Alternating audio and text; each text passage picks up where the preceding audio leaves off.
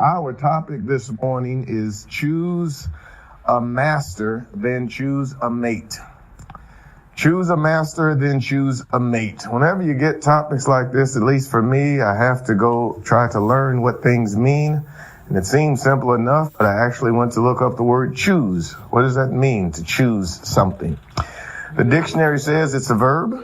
It means to pick out or select someone or something as being the best or most appropriate of two or more alternatives. Synonyms include select, pick, opt for, settle on, decide, fix on, more, decide a course of action. Typically, it says after rejecting alternatives. Now take that definition and put it back into our topic. Choose a master. Decide, pick of the options available, a master, and then choose a mate. It got me to thinking further about choice. There are some things that you do that you don't have to choose. For instance, you've heard of this thing in our bodies called an autonomic response. Have you heard of this? Yes, they teach us those things. What would be some things that would constitute that? Autonomic responses in your body. How about, what did you say? Did you say it? I heard a whisper. What'd you say? Say it out loud. I'm not sure. Breathing is one of them. Your heartbeat, somebody. These things happen without conscious thought. They just happen. You aren't actually choosing right now for your heart to beat. It's beating. You aren't actually making a choice to breathe. You're breathing. However, there are times when choices are made about these very things as well. You know, you could actually choose not to breathe anymore. You could make a choice, even about breathing. You'll do it automatically, but you could actually choose not to. Our topic this morning has two parts. They're not the same as it relates to the idea of choice. The first part of our title is actually something that's not really a choice. I mean, it is, but it isn't. In this regard, you will have a master. You will. You can't choose not to have one. That's what makes this different. And it's difficult to appreciate that because we have so many choices available to us. It's kind of like saying, I was trying to figure out just a scenario for you to appreciate what it's like when it comes to choosing a master.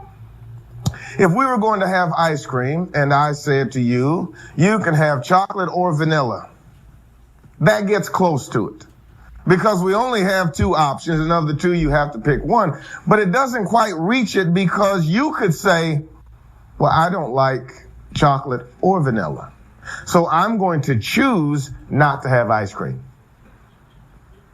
So that scenario doesn't quite reach where we are when it comes to choosing a master because you can't really opt out on this one.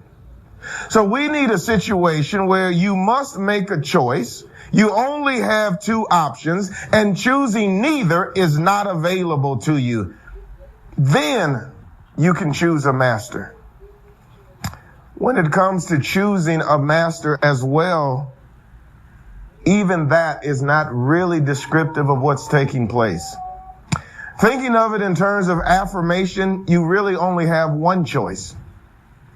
If you will have God as your master, you must choose him. That is, you must actively engage in the choice process. You must make a positive affirmation to have God. You must learn him, agree with him, and choose him. On the other hand, you can have Satan by default. Nobody has to raise their hand and say, I want to be a devil worshiper. Nobody has to raise their hand and say, I want Satan as my master. You see, just by not choosing God, you automatically get Satan. Satan can come to be your master as a result of default. You don't actually have to actively choose him. You just have to negatively not affirm or choose God. You can't have God that way. It doesn't work in the opposite direction. You see, by not choosing Satan, if you will, if you could say, I don't want Satan, you don't by default get God. It doesn't work that way. You cannot choose God, you'll have Satan. But if you say, I don't want Satan, you don't automatically get God. It doesn't work that way. God only comes and to be your master by you saying, affirming, and by way of living, I want God as my master. Now, the reality is this, friends. We will choose a master. Because of the significance of this choice, our title is actually counsel. I don't know who came up with the title, but that's really what they were doing. They were urging you. They were maybe even warning. Maybe when they wrote it, they were thinking, warn them to choose a master, then choose a mate. Seems like we're talking about marriage, and I suppose partly we'll say some things about it, but really, it really hinges on that first part. The master we choose will determine the marriage we'll have. So choose a master, then choose a mate. Since we're going to choose a master, what are our options? There are really only two. You can have God or you can have the devil. There actually are no other choices. When you're reading through Scripture, it's the way God designed the world. Paul on Mars Hill in Acts chapter 17, verses 26 and 27, he says that God made one blood of all nations of men to dwell on the face of the earth, had determined before the bounds of their habitation that they should seek the Lord and feel after him, if haply they might find him, feel after him and find him, though he be not far from every one of us. God in his creation has actually provided a reality for all human beings. It doesn't matter who you are. It doesn't matter where you live. It doesn't matter anything about you. Everybody must choose. Whether you're rich or poor, you have to choose. Old or young, you have to choose. Male or female, you have to choose. All ethnicities. Everyone will choose. One generation comes, as Solomon said, and another goes away. There is no new thing under the sun. When you start to read through Scripture, what you're really reading, the long and the short of it is this. You're simply reading two groups of people. You're reading about those who chose God, and you're reading about those who didn't. Those who didn't, by default, chose the devil. That's what you're reading. And then you're reading the fallout of their lives and what resulted as a result of that choice. Moses stands before Israel in Deuteronomy verses 30, 15 to 19. And he says, I set before you, again, note the options, life and death, blessing and cursing. Therefore, he says, choose. Choose life. There are only two options. Joshua stands before Israel, offers the same two options. Wording is slightly different. Joshua 24, 15 to 19. If it seem evil to you to serve the Lord, choose you this day whom you will serve. Whether you serve the God of your fathers or the gods of the Amorites in whose land you dwell. But as for me and my house, Joshua says, there aren't three options. There's God and there's the devil. As for me and my house, we'll serve the Lord. You can serve idols. There are no other options. Jesus makes the same claim, Matthew 12 and verse number 30. He that is not with me is against me. You'll note the Lord's wording is not that you're neutral. He doesn't say, if you don't positively affirm me, then you can be neutral toward me. That's not what he says. If you don't positively affirm me, choose me, well, then you can have time to make up your mind. No, the options are these. You can choose God or you can be opposed to God. There are no other options. In this regard, everybody must choose.